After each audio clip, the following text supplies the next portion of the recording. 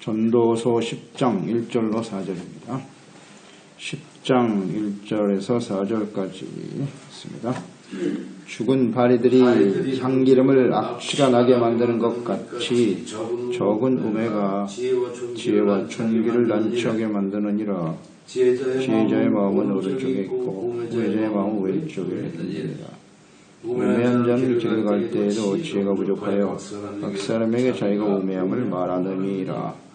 주권자가 내게 분을 일으키거든 너는 내 자리를 떠나지 말라. 공손함이 큰 허물을 용서받게 하느니라.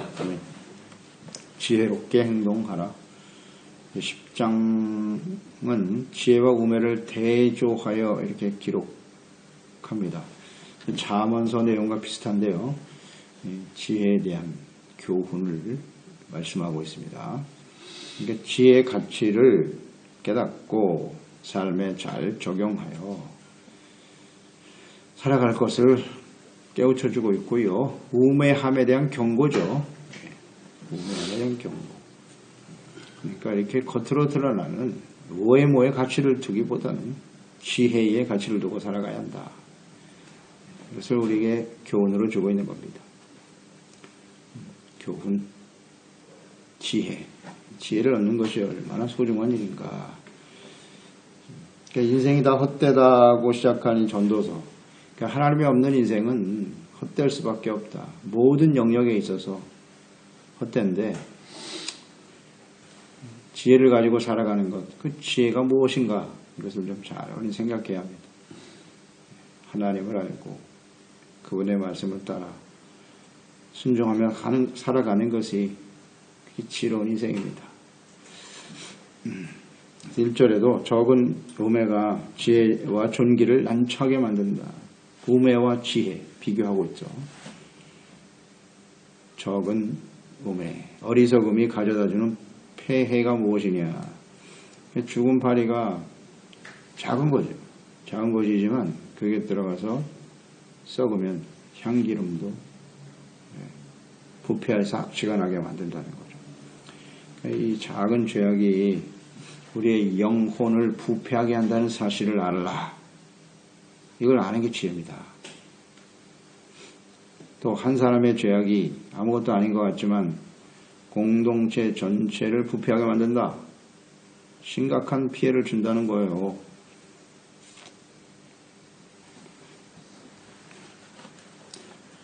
이 작은 죄에 대한 깨달음이 있어야 된다. 조심해야 된다는 거죠. 고린도전서 5장 6절로 7절에 보면 너희가 자랑하는 것이 옳지 아니하도다. 적은 누룩이 온 덩어리에 퍼지는 것을 알지 못하느냐. 너희는 누룩 없는 자인데 새 덩어리가 되기 위하여 묵은 누룩을 내버려라. 우리의 유월절 양 곧 그리스도께서 희생되셨느니라. 누룩 없는 자라 그랬어요. 죄가 없다.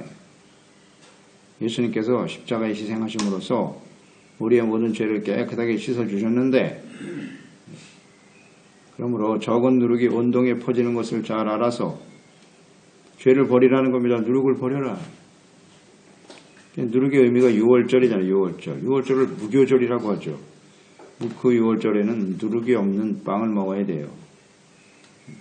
그 누룩의 의미가 바로 왜 누룩 없는 빵을 먹어야 되는 거? 죄를 버리라는 뜻이에요. 죄를 버려라. 그 마음속에는 이 의미를 알고 그 모든 하나님의 말씀을 따라야죠. 그 마음속에는 죄악으로 가득하면서 유월절 지키면서 누룩 없는 빵을 먹었다. 그렇다고 해서 그 사람이 의로운 사람입니까? 하나님 앞에 나와서 예배를 드린다. 예배라는 것은 죄를 깨닫고 회개하고 버리는 시간이거든요.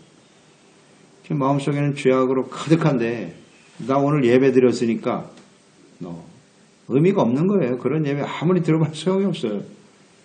마음속에는 누룩을 말씀 앞에서 하나님 앞에서 깨닫고 죄를 버려야죠. 버리는 게 예배인데 하나님 말씀 아무리 들어도 근데 잘 버리지를 못하고 큰 죄들은 좀 이렇게 버려지는데요. 이 적은 죄라고 생각하는 거예요. 이걸 버리지 않단 말이에요. 근데 우리 그걸 심각하게 생각하지 않거든요. 왜냐면 모든 사람들이 뭐 그렇게 사니까. 그리고 내가 그런 사람들보다는 좀 낫지 않나? 이렇게 비교하거나 뭐 이 정도 가지고 잘 생각해야 됩니다. 작은 죄 하나만 있어도 10개의 죄를 짓나 하나의 죄를 짓나 하나님 앞에 죄인은 마찬가지예요. 잊지 말아야 돼요. 이 정도야 뭐 굉장히 위험한 것입니다. 우리 생활 속에서 간구하는 작은 죄에 대해서 우린 무관심할 때가 많죠. 무관심한 태도 버리고요. 철저히 발견해서 회개하고 씻어내야 돼요. 씻어내야 됩니다. 뭐 성경에 이런 예가 많죠. 여호수아 시대에 가나안 정복 전쟁 때 이제 아간 한 사람의 죄를 보았죠. 그 때문에 이제 아이성 전쟁에서 실패했죠. 뭐 이런 예도 있고, 그 다음 나답과 아비후는 어떨까요? 아론의 아들 나답과 아비후가 제사장이 되어 처음으로 하나님 성전에 나가 제사 드리는 장면. 레위기 10장에 나와 있죠. 1절로 2절에 보면 아론의 아들 나답과 아비후가 각기 향로를 가져다가 여호와께서 명령하시지 아니한 다른 불을 담아 여호와 앞에 분향하더니 불이 여호와 앞에서 나와 그들을 살라 죽였습니다. 처음 율법을 받고 제사장으로 처음 위임받고 아론의 아들 나답과 아비후가 하나님이 명하신 불을 담지 않고 다른 불을 가지고 향을 드렸다. 그 자리에서 죽었어요. 왜 그렇게 하셨겠어요? 하나님의 뜻을 생각해. 이 나답과 아비후가 소수의 사람이지만 한두 사람의 죄가 이스라엘 전체, 제사 전체를 버릴 수 있다는 걸 아시는 거죠. 하나님이 제거시키신 거예요. 하나님이 여기에 대해서 아주 철저하십니다. 그 아간도 보세요. 수백만 명 중에 한 사람, 딱 한 사람 범죄했는데 그걸 하나님이 그렇게 잡아내시나? 그 정도면 훌륭한 믿음 아닙니까? 훌륭한 믿음이죠. 수백만 명 중에 딱 한 사람 범죄했다면 대단한 겁니다. 근데 하나님이 그거 뽑아내시는 거 보세요. 그 결과가 굉장히 심각하다는 걸 너무 잘 아시기 때문이죠. 이 하나님의 마음을 우리는 여기서 느낄 수가 있잖아요. 너무 심하실 정도로 하나님이 제거시켜버려요. 이건 다윗 시대에 생각나실 거예요. 다윗 시대에 다윗이 왕이 된 다음에 법궤를 예루살렘으로 옮길 때 다윗은 너무 좋아했죠. 법궤를 옮기는 날. 근데 그 다윗을 법궤를 옮기는 건 율법에는 제사장이 어깨를 메고 옮기게 돼 있잖아요. 근데 수레에다가 법궤를 들고 덜렁덜렁 가지고 왔지 않습니까? 그때 그 법궤를 옮긴 사람이 아히호와 우사였죠. 두 사람. 근데 이 수레를 끌고 가다 보니까 법궤가 흔들리고 떨어질 것 같으니까 우사가 손을 댔잖아요. 그 자리에서 죽었어요. 너무 하시지 않습니까? 하나님의 법궤를 왜 죽게 하시는 거예요?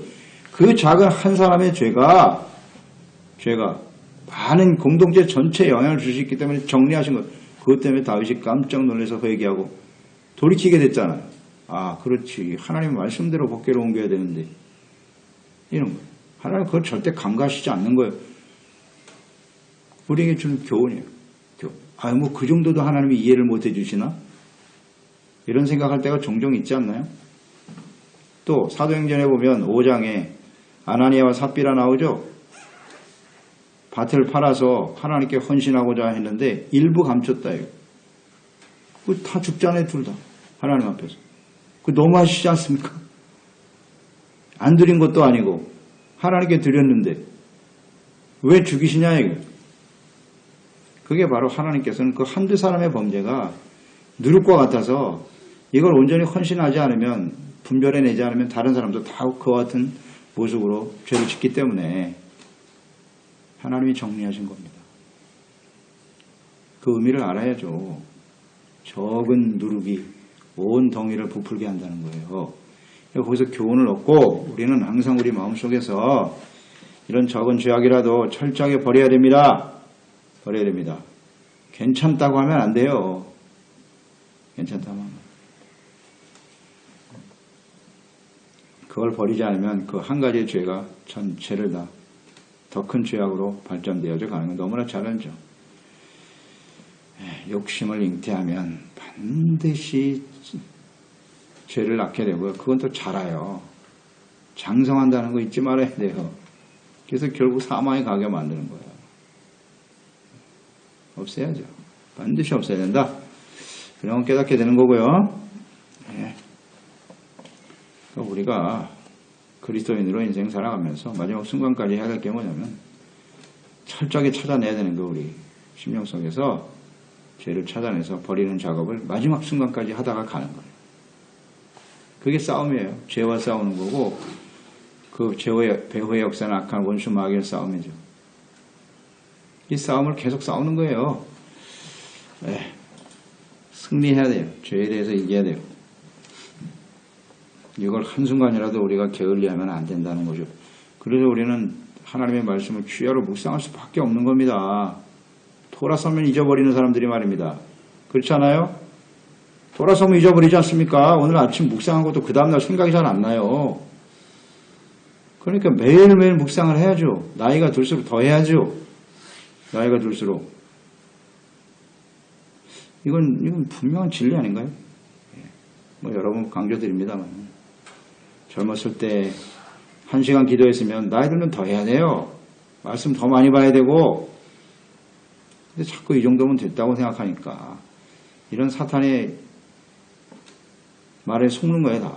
할 만큼 했어. 이제 적당히 하자. 그게 죽는 길입니다. 사실은. 2절 지혜자의 마음은 오른쪽, 우매자의 마음은 왼편에 있다.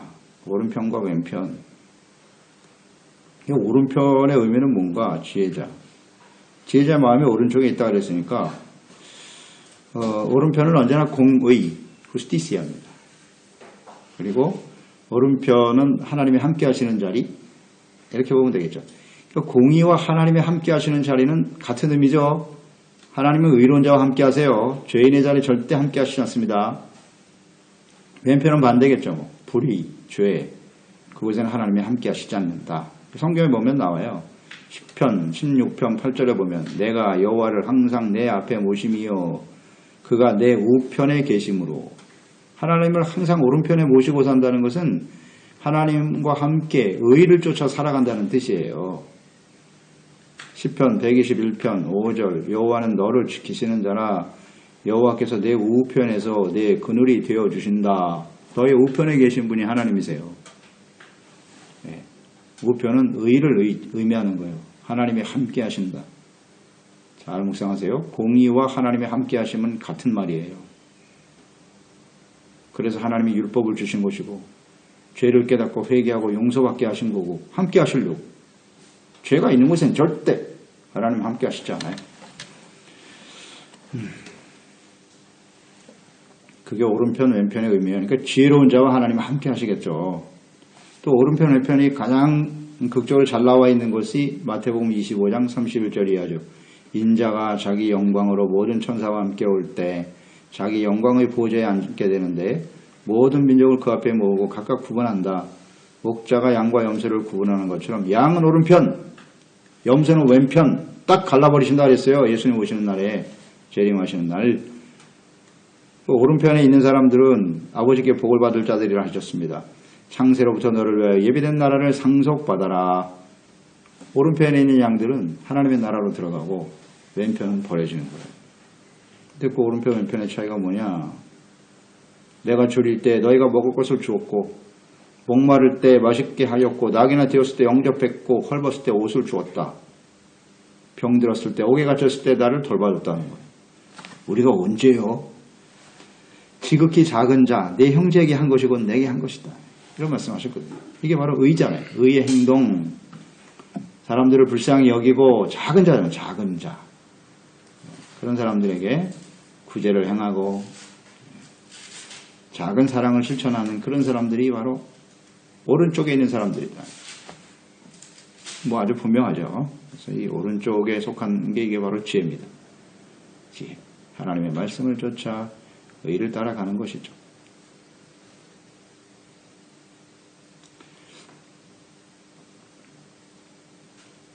(3절) 우매자는 자신의 지혜 없음을 사람들에게 말하게 된다는 거예요. 자신의 어리석음을 길거리 가다가 결국 말하고 만다는 얘기예요. 길거리 간다는 것은 길을 간다는 것은 우리 인생이잖아요. 그러니까 우리 인생 생활 속에서 자기가 지혜가 없어요. 어리석음이라는 것을 좀 입을 막고 조용히 있으면 아무도 몰라. 근데 반드시 그걸 말을 한다는 거예요. 어리석음을 나타낼 수밖에 없다는 거예요. 스스로 말한다. 무슨 의미인지 아시겠죠? 왜 말하겠어요? 자기가 어리석음이라는 사실을 모르는 거죠. 모르니까 자신이 그게 옳다고 말하는 거 아닙니까? 내 생각은 이런데 하고 계속 말을 하고 있어요. 참 안타까운 일이죠. 그러니까 어떤 사건에 대해서 모든 진실을 알고 있는 사람 앞에서 그런 이야기를 하면 얼마나 어리석게 보이겠어요. 야, 이 사람 참 우매하구나. 어리석구나. 그렇지 않겠어요? 반드시 드러나요. 그래서 잠언서 17장 28절 미련한 자라도 잠잠하면 지혜로운 자로 여겨지고 그의 입술을 닫으면 슬기로운 자로 여겨지느니라. 모르면 조용히 하면 되는데 그냥 얘기를 하는 거예요. 제대로 알지도 못하면서. 로마서 12장 16절 서로 마음을 같이하여 높은 데 마음을 두지 말고 도리어 낮은 데 처하여 스스로 지혜 있는 체 하지 말아라. 이게 참 중요한 것 같아요. 어리석은 자의 특징은 뭐냐면 깨닫지 못한다라는 거죠. 잘 모른다는 것이고요. 또 그것을 자랑으로 여겨요. 교만해요. 어리석은 자의 특징은. 그러니까 우리가 모든 것을 다 할 수는 없지 않습니까? 우리 인간의 지식이라는 게 한계가 있고 우리가 접하는 정보나 이런 게 다 한계가 있어요. 그러면 겸손한 자세로 들을 수 있어야 되잖아요. 다른 사람의 말도 들을 줄 알고 이제 내가 모든 걸 다 아는 것처럼 말하는 건 참으로 어리석은 것이거든요. 이런 걸 조심해야 돼요. 그러니까 자기가 겸손한 사람이면 함부로 말하지 않아요. 말하지 않습니다. 왜냐하면 내 생각은 이런데 또 다른 사람은 다르게 생각할 수도 있거든요. 이게 가장 기본적인 자세. 겸손해야 된다. 높은 데 마음을 두지 말고 낮은 데 처하면 스스로 지혜 있는 채 하지 말자는 겁니다. 이게 근본적인 자세인데 우매한 사람들은요 전혀 그런 생각을 하지 않아요. 무조건 자신의 뜻과 생각이 옳다고 주장합니다. 그런 사람들은 좀 어리석은 사람이다 이렇게 보시면 돼요. 어리석은 사람이다. 그러니까 이 가장 근본적인 문제가 이거잖아요. 하나님을 모른다는 데 있지 않습니까? 지혜라고 하는 것은 하나님을 알고 그분의 뜻을 아는 게 지혜인데 하나님을 모르는 사람들이 그냥 옳다고 주장하는 거예요. 그러나 우리가 하나님을 알고 진리를 아는 사람의 입장에서 보면 그것처럼 어리석은 게 어디 있어요. 예수님이 하나님의 아들이시고 우리의 죄와 허물을 위해서 죽으셨는데 그 예수님이 하나님의 아들이 아니라고 자기 생각이 옳다고 주장하는 거야. 우리 앞에서. 답답하죠. 예수님의 부활이 사실이 아니라고. 이런 어리석음이 있나. 얼마나 그게 어리석고 교만한 행동입니까? 그런 거예요. 그래서 하나님을 알고 하나님의 뜻을 아는 사람의 입장에서 항상 생각하고 말아야 되고 또 하나님의 뜻을 우리가 다 할 수는 없지 않습니까? 우리가 신앙생활하고 하나님 말씀을 배운다 하지만 우리가 그 말씀 앞에서 다 완벽한 사람 아무도 없지 않습니까? 그럼 언제든지 좀 겸손한 자세를 갖는 게 맞아요. 그게 맞습니다. 그래서 잠언서 13장 16절에 보면 무릇 슬기로운 자는 지식으로 행하거니와 미련한 자는 자기의 미련한 것을 나타내느니라. 훈계를 저버리는 자에게는 궁핍과 수욕이 이르거니와 경계를 받는 자는 존영을 받느니라. 겸손한 자세. 항상 배우려고 하는 하나님 말씀 앞에서 겸손해지는 것. 그것이 매우 필요하죠. 근데 어리석은 사람은 잘 알지도 못하면서 얘기한단 말이에요. 이게 참 안타까운 일입니다. 그러니까 하나님을 경외하는 지혜가 없는 사람들, 즉 하나님의 말씀과 뜻을 깨닫지 못하면서 남을 가르치려고 한다거나 훈계하려고 한다거나 자신의 생각을 너무 주장하려고 해서는 안 되는 거예요. 참 위험한 일이죠. 이게. 그래서 이제 하나님의 말씀을 가르치는 주의 종들의 입장에서도 정말 중요한 거예요. 하나님의 말씀과 뜻을 제대로 알지도 못하면서 무슨 남을 가르친다? 굉장히 위험한 일입니다. 그러니까 우리 재직들도 마찬가지죠. 우리가 다 알 수 있는 건 아니잖아요. 그러니까 항상 기도할 수밖에 없는 것이고 성령님의 인도하심을 받는 게 매우 중요하죠. 내 생각이 다 옳은 게 아니에요. 하나님의 말씀과 뜻을 전반적으로 보고 이해하고 깨닫는 것이 매우 필요하죠. 그러니까 다 하나님 앞에서 우리는 겸손한 자세로 주의 말씀을 듣는 게 필요해요. 4절 통치자가 분을 일으키거든 자리를 떠나지 마라. 이런 게 지혜죠. 절대 권력을 가진 통치자가 분노할 때, 그 분노할 때는 그 자리를 일단 겸손히 참고 있어야지. 거기서 대항하고 일어나면 어떻게 되겠어요? 그 자리에서 죽는 거죠 뭐. 직분을 떠나지 말라는 거예요. 자리를 떠나지 말라는 것은 자신에게 주어진 위치에서 충실하라는 거죠. 아, 내가 신하지. 자기가 왕으로 착각하면 안 돼요. 이런 겁니다. 그러니까 공손함이 큰 허물을 용서받게 된다는 거죠. 그러니까 교만하게 상대를 대하지 말고 그 위치를 잘 이해하고 깨달으라는 거예요. 신하면 복종의 위치에 있는 사람이니까 복종의 자리를 떠나지 말라는 거죠. 응? 대적하고 일어나고. 그럼 뭐 그건 진짜 어리석은 행동이죠. 그래서 공손함이 허물을 용서받게 된다는 것인데 공손이라고 하는 단어의 의미는 부드럽고 넉넉한 인격, 이게 공손이에요. 그러니까 온유하고 겸손한 거죠. 그런 자세를 항상 가지고 있어야 됩니다. 그러니까 분노하는 통치자 앞에서 그러면 맨날 침묵하고 있어라, 비굴하게 살아야 된다는 뜻이냐? 그런 건 아니죠. 분노할 땐 좀 있다가 나중에 기분이 좋거나 좋은 자리가 있을 때 그때 가서 조언을 하거나 충원을 하면 되는 것이죠. 권면을 해주면 되지. 아, 분노하는 앞에서 무슨 소리 해봐야 소용없다는 거예요. 그런 게 지혜잖아요. 참을 수 있어야지요. 그러니까 상대방이 분노하면요, 사실 자신도 분노가 일어나거든요. 이런 건 실천, 우리 생활 속에서 적용이에요. 가장 먼저 적용해야 될 것이 가장 가까운 사람이겠죠. 뭐. 예를 들어서 부부, 아내가 남편에 대한 자세는 복종입니다. 당연히 복종해야 돼요. 남편이 화가 났는데 분노하고 있는데 거기서 같이 분노하고 싸운다. 참으로 어리석은 짓입니다. 그게. 이게 오늘 말씀을 적용을 시켜야 돼요. 그럴 땐 가만히 있어라. 자기 자리를 지키라는 거네. 내가 아내지. 내가 순종해야 될 위치에 있는 사람이지. 지키라는 겁니다. 이게 상대적이기 때문에 상대방이 분을 내면 나도 화가 나요. 똑같이 화가 난다고요. 그런데 참아야지. 그리고 뭐 이런 관계에서 거기서 참을 때 나중에 좋은 기회에 얘기를 해주면 되잖아요. 근데 우리는 그걸 못하고 그냥 같이 싸우죠. 그럼 그 관계가 깨져버리는 거예요. 인간관계에서도 마찬가지. 예를 들어서 불신자가 있고 그들과 함께 우리 교제를 하는 가운데에서 이런 다툼이 이런 막 상대방이 분노하고 덤빈다. 그럼 우리는 지혜로운 사람이잖아요. 하나님은 아는 사람이니까 우리가 참아야지. 그걸 같이 화를 내고 싸우면 어떻게 되겠어요? 그 사람 다시는 못 돌아와. 그렇지 않겠어요?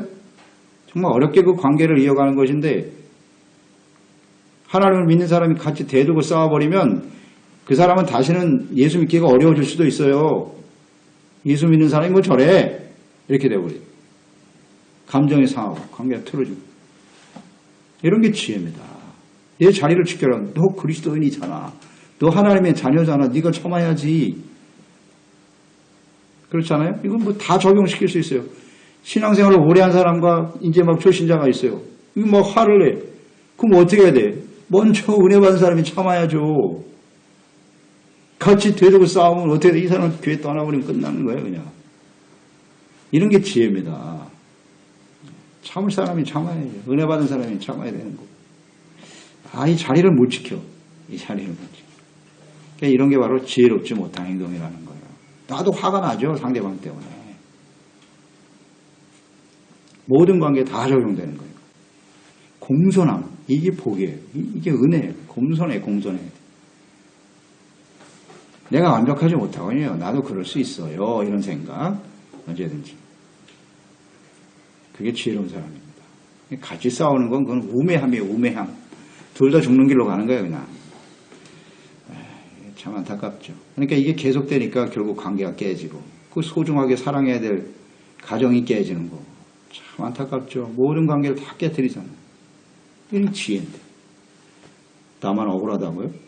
억울한 게 지혜입니다. 참아. 하나님께 맡기고. 이런 걸 알면 참 좋은데요. 이런 지혜를 우리의 삶에 잘 실천해야 한다라는 것을 배우게 됩니다. 하나님 아버지, 오늘도 짧은 말씀 속에서 지혜와 우매의 차이. 그래요. 세상에는 지혜로운 사람이 있는가 하면 우매한 사람들이 있는 거예요. 그러니까 우리가 지혜자가 됐다는 건 너무나 놀라운 축복이죠. 하나님을 알고 하나님의 뜻을 아는 사람이 되었잖아요. 은혜로 이와 같은 복을 우리에게 허락해 주셨어요. 그렇다면 세상에 하나님을 알지 못하는 우매자들로 가득한데요. 이런 세상 속에서 우리가 살면서 그들과 우리가 어떤 차이를 가지고 살아가야 하는가. 이런 건 좀 분명해야 되지 않겠습니까? 그래서 하나님 앞에서 하나님의 뜻을 잘 알아 지혜롭게 행동하는 사람들이 되어야 해요. 언제든지 의의 길을 가야죠. 의의 길, 공의, 하나님의 말씀을 따르는 그 길을 선택하는 저희들이 될 수 있도록 도와주시고요. 작은 죄 하나가 하나님이 주신 이 지혜와 존귀를 한순간에 부패하고 사라지게 할 수 있다는 것을 잊지 말고 언제든지 하나님 앞에서 겸손하게 말씀 앞에 드러난 우리의 죄를 솔직하게 하나님 앞에 회개하고 돌이킬 줄 아는 저희들이 되게 하여 주시고 온유와 겸손한 자세로 모든 관계를 잘 이루어가는 화평을 이루어가는 지혜로운 저희들이 되게 하소서. 예수님의 이름으로 기도드리옵나이다. 전도서 10장 1절로